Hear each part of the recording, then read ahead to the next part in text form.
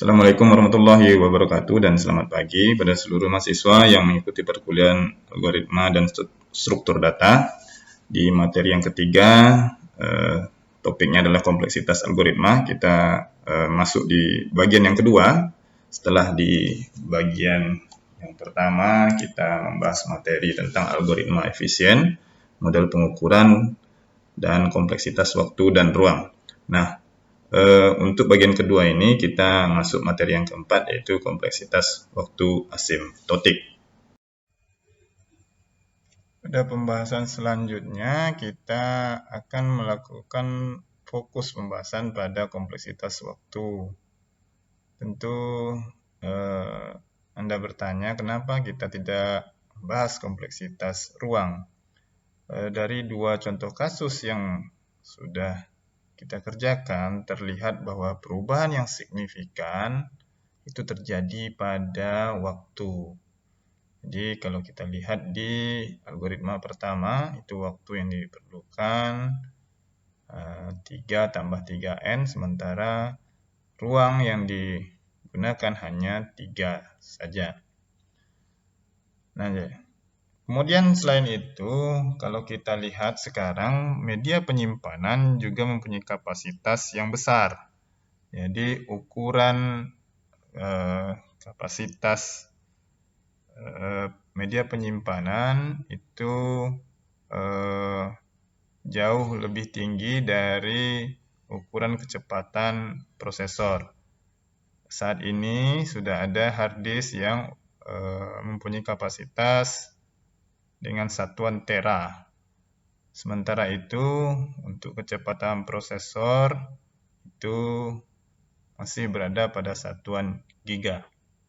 Sehingga kebutuhan ruang rasanya itu masih dapat diakomodir dengan media penyimpanan yang mempunyai kapasitas yang besar yang sudah ada pada saat ini.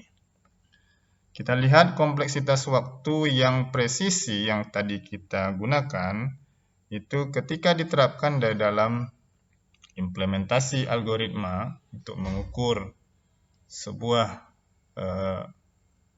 waktu dari algoritma itu menjadi kurang menarik. Misalnya kita punya kompleksitas waktu yaitu N tambah 1 per 2. Nah, ini akan sulit menghitungnya. Jadi, berapa waktu yang diperlukan? Nah, oleh karena itu, untuk mengetahui efisiensi algoritma yang diukur, kita bisa menggunakan perkiraan. Ya, perkiraan kasar ini kita maknai dengan kata sebanding. Jadi kinerja algoritma itu akan terlihat untuk jumlah data atau N-nya yang besar. Nah, sehingga kita bisa menyederhanakan kompleksitas waktu algoritma. Penyederhanaan ini dilakukan dengan menghilangkan faktor koefisien yang terdapat di dalam kompleksitas waktu yang presisi. Misalnya kita mempunyai kompleksitas waktu yaitu N tambah 2. Ini kita lihat kita mempunyai koefisien 2. Maka kita akan melihat pertumbuhan dari waktu yang ada dalam algoritma ini. Nah, untuk kasus N yang besar, maka pertumbuhan waktunya itu akan sebanding dengan nilai N-nya. Sehingga kita bisa lihat koefisien 2 itu menjadi tidak berarti bila dibandingkan dengan nilai N-nya. Kita bisa simpulkan bahwa Tn atau kompleksitas waktu itu tumbuh seperti N ketika N-nya bertambah. Nah, ini yang kita sebut dengan Tn berorde N atau dapat ditulis Tn sama dengan ON atau Tn berorde N. Sehingga ekspresi Tn sama dengan N tambah 2 bisa kita ganti dengan orde N. Nah, notasi O ini kita sebut dengan big O.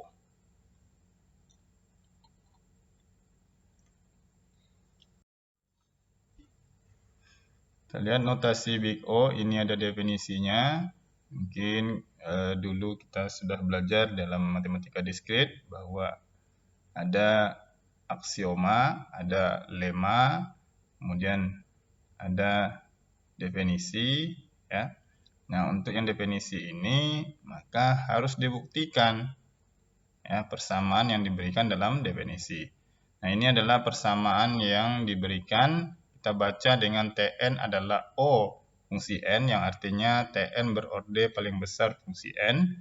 Bila terdapat konstanta C dan N0 atau N awal, sedemikian sehingga Tn-nya kurang dari atau sama dengan konstanta dikali dengan fungsi N, atau konstanta dikali dengan Fn. Untuk, ya, jadi syaratnya adalah untuk N itu lebih besar atau sama dengan N0 atau N awal.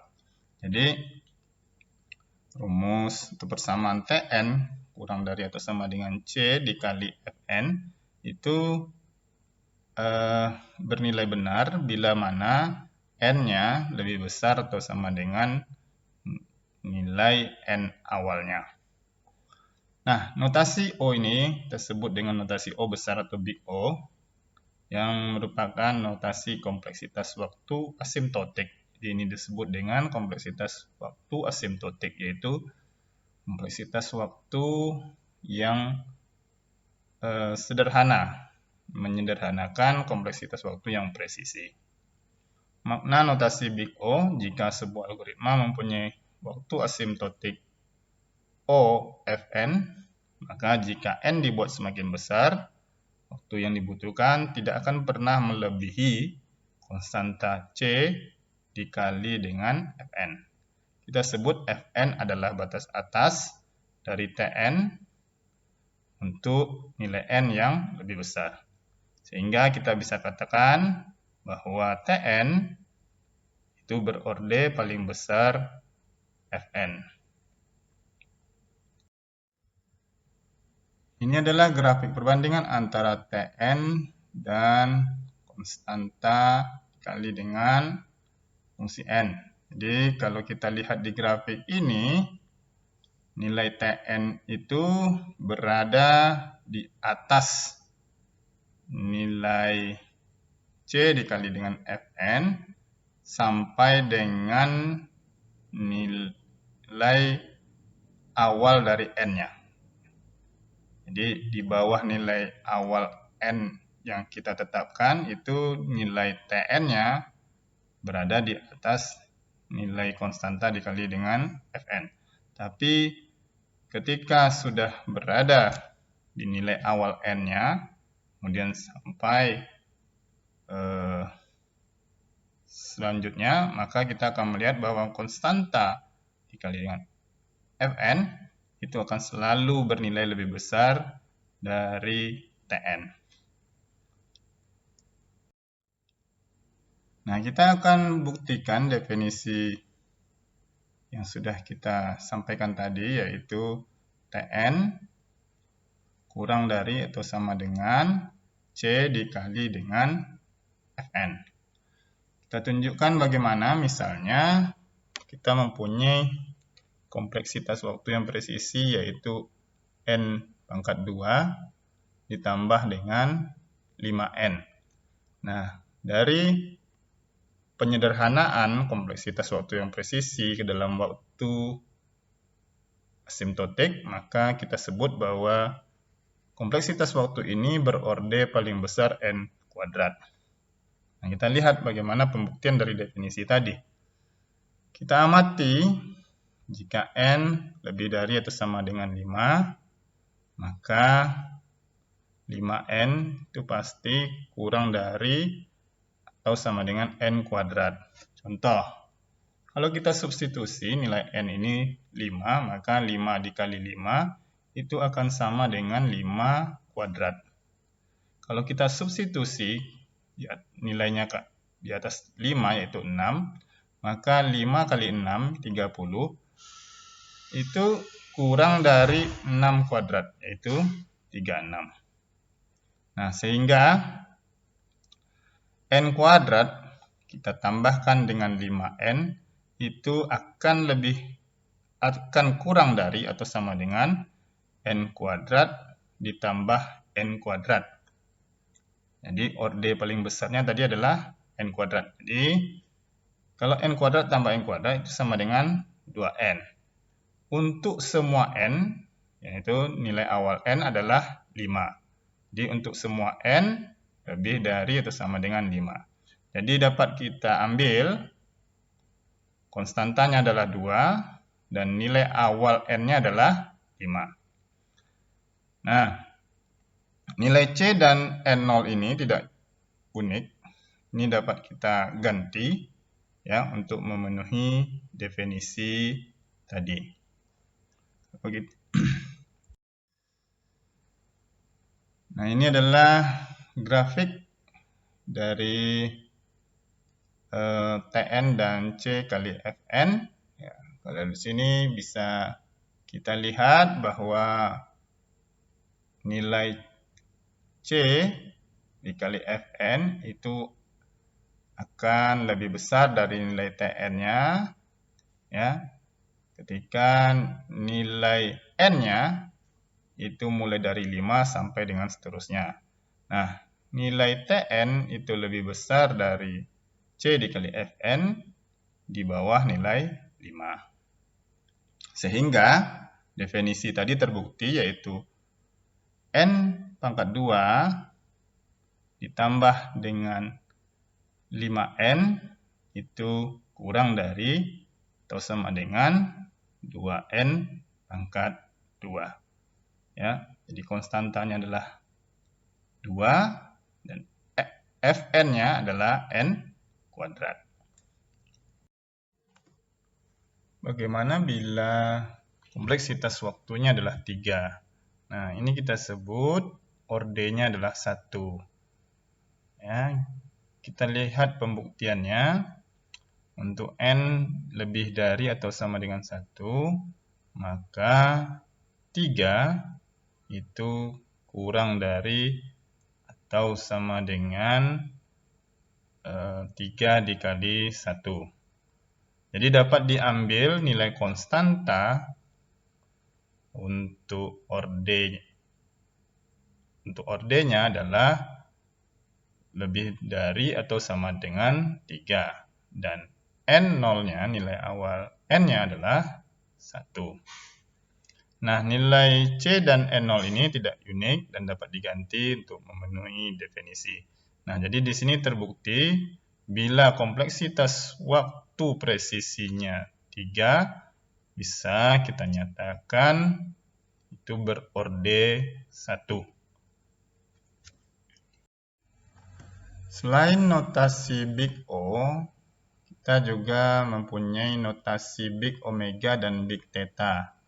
Definisinya adalah Tn adalah omega dari Gn, yang artinya Tn berorde paling kecil untuk fungsi Gn. Bila terdapat konstanta C dan N0 sedemikian sehingga Tn lebih dari atau sama dengan C dikali dengan fungsi Gn untuk n lebih dari atau sama dengan n0. Nah, sementara untuk Big Theta definisinya adalah Tn adalah theta dari Hn, yang artinya Tn berorde sama dengan fungsi Hn. Jika Tn sama dengan Big O Hn dan Tn sama dengan omega Gn.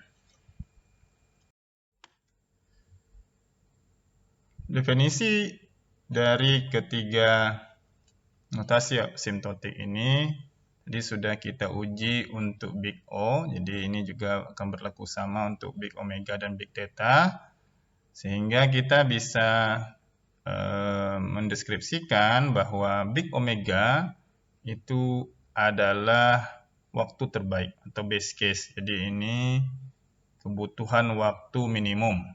Sementara big theta adalah kebutuhan waktu rata-rata, sedangkan big O adalah kebutuhan waktu maksimum atau waktu terburuk. Jadi dalam mengukur kompleksitas algoritma selanjutnya, kita cukup menggunakan notasi asimtotik ini, di mana notasi ini sudah menyederhanakan kompleksitas waktu presisi yang kita peroleh sebelumnya. Berikut adalah spektrum kompleksitas waktu asimtotik, mulai dari yang paling cepat sampai yang paling lama. Yang pertama, berorde 1, nama algoritmanya adalah algoritma konstan. Lalu dilanjutkan dengan orde log n, ya, namanya adalah logaritmik. Kemudian orde n, namanya linear. Selanjutnya adalah orde n log n dengan nama n log n juga. Setelah itu ordenya n pangkat 2. Nama algoritma ini adalah kuadratik. Kemudian di bawahnya adalah orde n pangkat 3. Namanya algoritma kubik. Kemudian dilanjutkan dengan orde 2 pangkat n, nama algoritmanya adalah eksponensial, dan yang terakhir adalah berorde n faktorial. Nah, namanya juga adalah algoritma faktorial. Ini adalah contoh dari orde konstan, ya, kompleksitas waktunya 1. Itu artinya waktu eksekusi algoritma ini tetap dan tidak tergantung dari data masukan. Nah, kita lihat potongan algoritma berikut, di mana terjadi pertukaran dua buah nilai dengan melibatkan satu parameter bantu.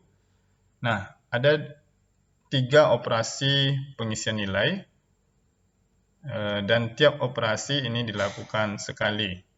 Nah, sehingga kalau kita hitung kompleksitas waktu presisinya itu bernilai 3, dan untuk kompleksitas waktu asimtotiknya kita sebut ini berorde 1 atau ordenya konstan. Urutan berikutnya adalah algoritma logaritmik atau kita sebut juga ordenya log n. Kompleksitas waktu pada orde log n ini itu perubahan waktunya lebih lambat daripada perubahan nilai data masukannya.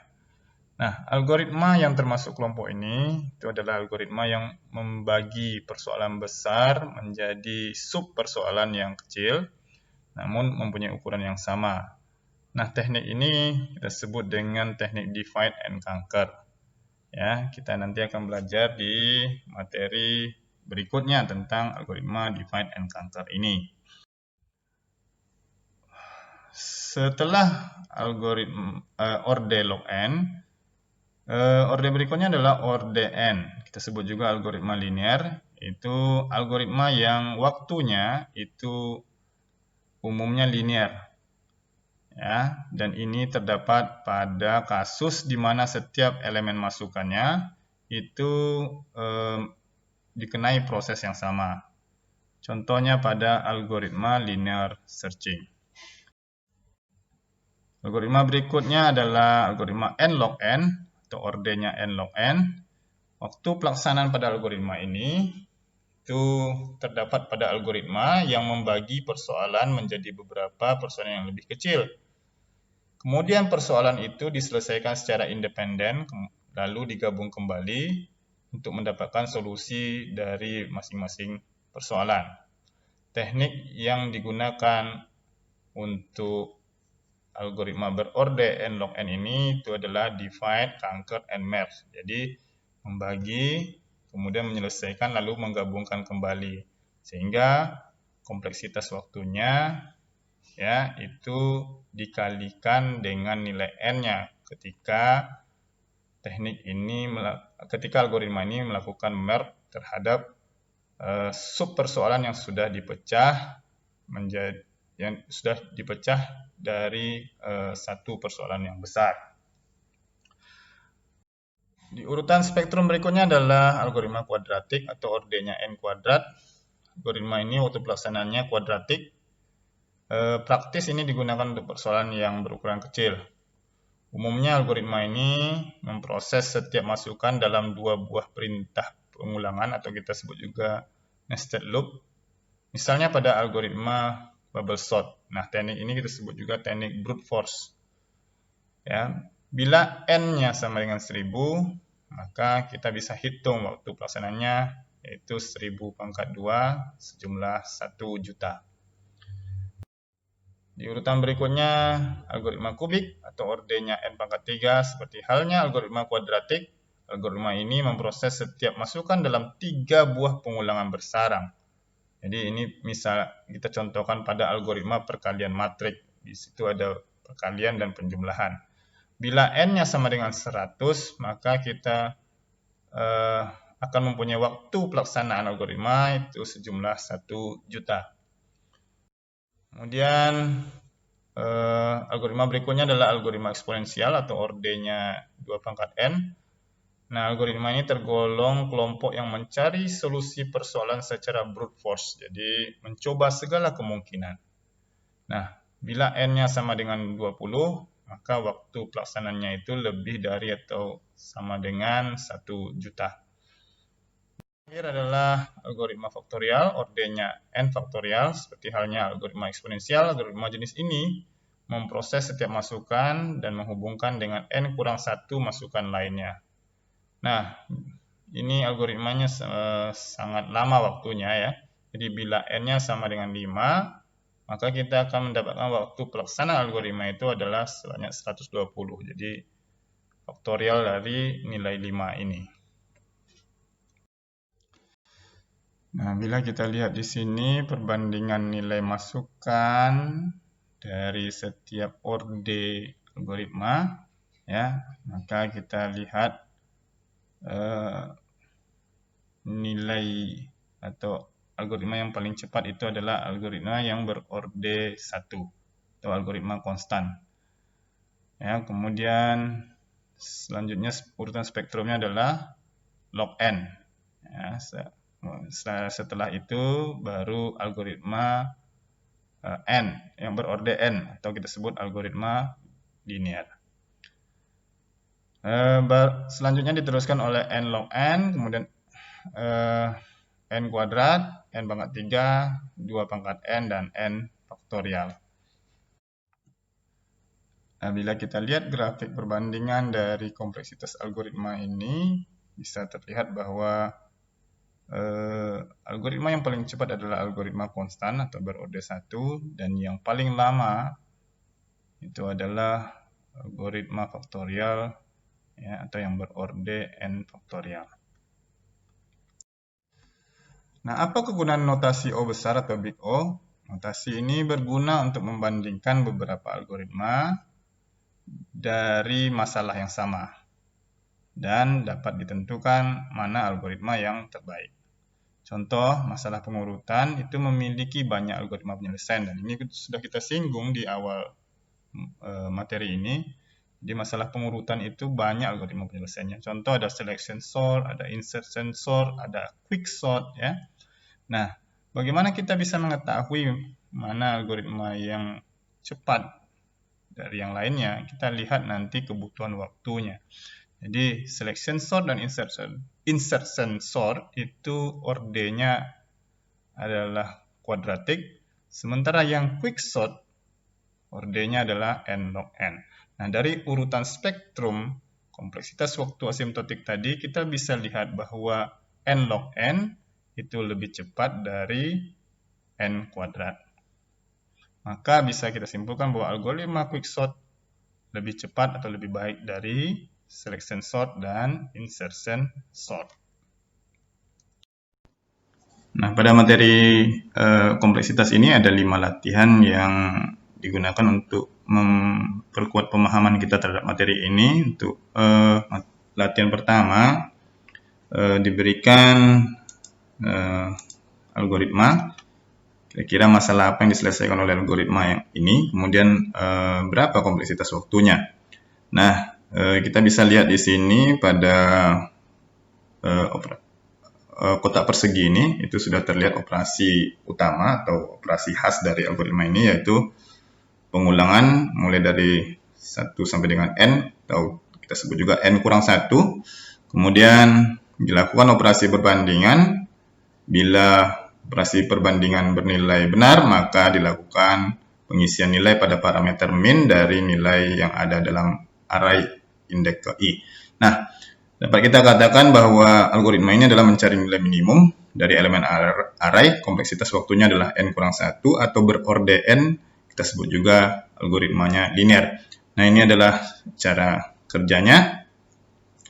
Per nilai awal dari min diberikan nilai yang ada dalam elemen array indeks ke 0, kemudian dilakukan operasi perbandingan dengan nilai array di indeks pertama sampai dengan nilai array indeks 1. Kemudian benar, maka terjadi perubahan nilai, yaitu nilai min akan diupdate dengan nilai array indeks pertama sampai dilakukan perbandingan juga untuk yang indeks kedua sampai dengan dilakukan perbandingan pada indeks terakhir. Dan bila perbandingannya benar, maka nilai min akan diupdate. Jadi kita akan mendapatkan nilai minimum itu sama dengan nilai yang ada di array indeks terakhir. Nah, untuk soal yang kedua, tunjukkanlah bahwa kompleksitas waktu presisi 2n kuadrat tambah 6n tambah 1 itu ordenya adalah n kuadrat. Nah, dari definisi yang sudah kita pelajari di slide sebelumnya, menyatakan bahwa Tn itu kurang dari atau sama dengan C dikali Fn. Maka bila kita jawab permasalahan ini, kita bisa mengamati jika n-nya lebih dari atau sama dengan 1, maka n kurang dari atau sama dengan n kuadrat dan 1 kurang dari atau sama dengan n. Sehingga 2n kuadrat ditambah 6n ditambah 1 pasti kurang dari atau sama dengan 2n kuadrat tambah 6n kuadrat tambah n kuadrat. Atau kalau kita jumlahkan ini menjadi 9n kuadrat. Artinya 9 adalah konstantanya dan Fn-nya adalah n kuadrat. Nah, ini berlaku untuk nilai awal n-nya itu 1. Jadi ini berlaku untuk n lebih dari atau sama dengan 1. Sehingga kita bisa mengambil nilai konstantanya 9 dan n awalnya adalah 1. Nah, nilai C dan N awal ini itu tidak unik, bisa kita ganti untuk memenuhi definisi yang sudah dituliskan atau disampaikan sebelumnya. Apakah masalah yang diselesaikan oleh algoritma berikut? Lalu sebutkanlah kompleksitas waktunya. Nah, ini adalah operasi khasnya. Di dalam kotak persegi ini terlihat bahwa ada 2 operasi pengulangan. Nah, ini kita sebut sebagai inner loop, yaitu adanya pengulangan dalam pengulangan, di mana pengulangan terluar sebanyak n kurang 1 dan pengulangan yang di dalam juga n kurang 1. Sehingga kalau kita lihat ini ordenya n, di sini ordenya n, di mana n yang ada di dalam itu akan dijalankan sebanyak n, maka orde dari algoritma ini adalah kuadratik atau n kuadrat. Nah, ini sudah terjawab bahwa kompleksitasnya adalah n kuadrat atau algoritmanya kuadratik. Nah, apa yang dikerjakannya? Ya, yang dikerjakannya adalah mencari selisih terbesar dari nilai yang ada pada elemen array. Kita lihat prinsip kerjanya. Pertama, ini simbol garis 2 ini menyatakan nilai mutlak, ya, atau nilai absolut dari operasi pengurangan, sehingga tidak mungkin operasi pengurangan antara A indeks ke I dengan A indeks ke J akan menghasilkan nilai negatif. Ini pasti positif karena ada fungsi absolut di sini. Nah, nilai ini dibandingkan, jadi A indeks ke I, misalnya ini A indeks ke I, A indeks ke 0, kemudian dibandingkan dengan I tambah 1, jadi 0 tambah 1 berarti mulai dari A indeks pertama. Nah, ini dibandingkan 9 kurang 8, apakah lebih besar dari M, nilai awal M adalah 0, ya ini bernilai benar. Kalau ini bernilai benar, maka nilai M itu akan diupdate dari nilai pengurangan antara A indeks ke I dengan A indeks ke J. Jadi 1 akan diisikan ke parameter M. Kemudian berikutnya adalah 9 dikurang 7. Nah, karena ini lebih besar juga dari 1, maka nilai M adalah 2. Kemudian 9 dikurang 6, dan ini juga lebih besar dari nilai sebelumnya, yaitu hasilnya adalah 3, maka nilai M 3. Kemudian 9 dikurang 5, ini lebih besar dari nilai sebelumnya, maka nilai M diupdate menjadi 4. Nah, ketika nilai N pada J sudah terpenuhi, maka ini akan keluar dari pengulangan yang ada di dalam. Kemudian pengulangan terluar bertambah 1, sehingga posisinya ada di A indeks 1. Kemudian dilakukan operasi perbandingan lagi, yaitu I tambah 1, berarti 1 tambah 1, 2. Maka akan dilakukan pengurangan antara 8 dikurang 7. Ini 1 apakah lebih besar dari 4? Tidak, maka nilai ini tidak akan diupdate. Kemudian begitu juga 8 dikurang dengan 6, hasilnya 2, apakah 2 lebih besar dari 4? Ini juga tidak, maka nilai M masih tetap. Kemudian 8 dikurang 5, apakah hasilnya 3? Apakah 3 lebih besar dari 4? Tidak, maka nilai M masih belum diupdate. Nah, dapat kita simpulkan bahwa di akhir pengulangan ini itu diperoleh selisih terbesar dari nilai yang ada dalam elemen array, yaitu 9 dikurang dengan 5. Nah, jadi bisa kita peroleh hasilnya itu adalah 4.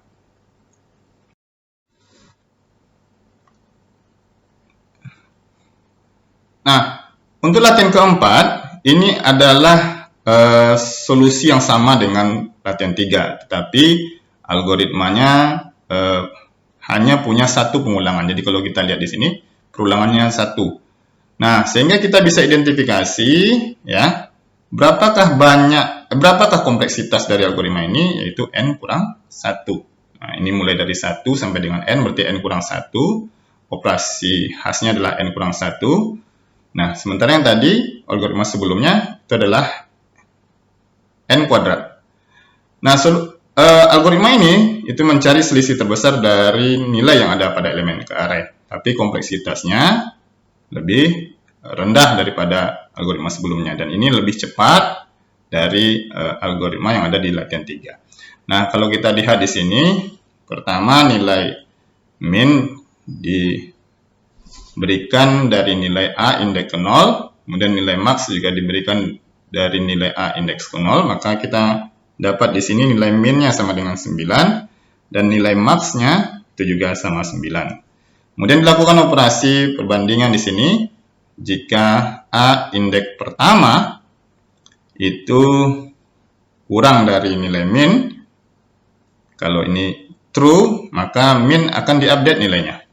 Jadi pertanyaannya, apakah 8 kurang dari min? Ya, ini true. Maka nilai min nanti akan diupdate. Itu min akan berubah menjadi 8. Nah, berikutnya, kalau berikutnya, apakah A indeks ke I, ya, A indeks pertama itu lebih besar dari max? Apakah 8 lebih besar dari 9? Tidak. Kalau ini bernilai benar, baru nilai max-nya diupdate. Maka kalau kita lihat cara kerja dari algoritma ini, nah, nilai min-nya sudah diupdate, nilai max-nya belum. Kemudian dilakukan operasi perbandingan lagi untuk indeks array atau untuk elemen array berikutnya. Nah, sampai terakhir kita dapatkan bahwa nilai min itu akan berubah, yaitu nilainya 5 dan nilai max tetap nilainya 9. Kemudian terakhir, setelah keluar dari operasi pengulangan, dilakukan pengurangan atau mencari selisih antara max dengan min. Jadi kita dapat nilai maxnya 9, nilai minnya 5, disimpan di M. Dan M inilah hasilnya. Jadi kita dapatkan nilai selisih dari nilai yang ada pada elemen array. Nah, sehingga kita dapatkan hasilnya 4. Dan ini hasilnya sama dengan yang ada di latihan 3 tadi. Nah, untuk latihan 5, apakah kompleksitas waktu dari algoritma berikut? Nah, kita lihat saja operasi khasnya. Ada 3 operasi pengulangan di sini. Nah, ini maka kita bisa jawab bahwa algoritma ini berorde n pangkat 3 atau kita sebut algoritmanya kubik. Kesimpulan yang dapat kita ambil dari materi yang sudah kita pelajari, yang pertama adalah algoritma yang efisien ialah algoritma yang minimumkan kebutuhan waktu dan ruang. Yang kedua, kompleksitas algoritma adalah model abstrak pengukuran waktu atau ruang. 3. Kompleksitas waktu atau fungsi Tn diukur dari jumlah tahapan komputasi algoritma.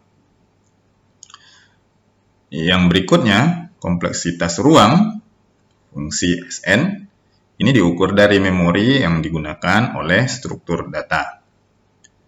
Selanjutnya, kompleksitas asimptotik merupakan perkiraan waktu komputasi berdasarkan operasi utama yang dilakukan algoritma. Terakhir, kompleksitas waktu atau kompleksitas ruang juga selain berlaku pada algoritma, juga berlaku pada program komputer. Inilah akhir dari pelajaran kita di materi ini. Sekian dan terima kasih atas perhatian yang sudah diberikan.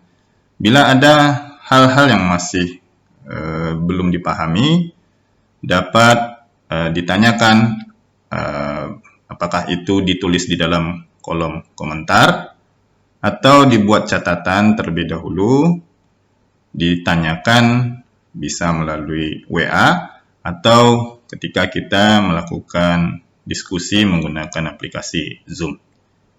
Wabillahi taufiq wal hidayah. Assalamualaikum warahmatullahi wabarakatuh dan selamat pagi.